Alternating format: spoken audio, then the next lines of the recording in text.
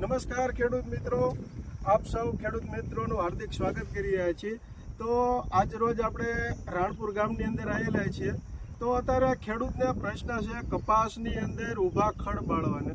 ઊભા કપાસની અંદર કૂતેલું હોય, ખાયર્યું હોય, મણસું હોય, એના નિયંત્રણ માટે શું કરવું? તો આજે આપણે એવા ખેડૂત આપણી સાથે છે જેમને ધાનુકા કંપનીનું ડોઝોમેક્સનો ઉપયોગ કરેલો છે અને એમને કેવું રિઝલ્ટ મળ્યું છે ને, તો આપણે એમની મોઢેથી જાણીએ. નમસ્કાર, આપણે દિલીપભાઈ. મારું નામ દિલીપભાઈ લલ્લુભાઈ જાંબુકિયા. મેં ધાનુકા કંપનીનું ડોઝોમેક્સ વાપર્યું હતું, 40 mm પંપે નાખ્યું હતું અને રિઝલ્ટ બહુ સારું છે.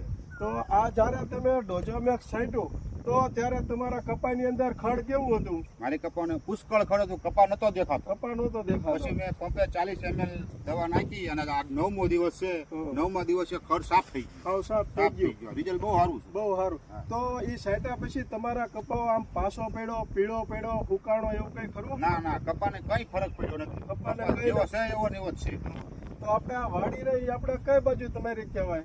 વાડી રહી આ લીમડી રોડ વાળી. લીમડી રોડે આપણે વાડી છે.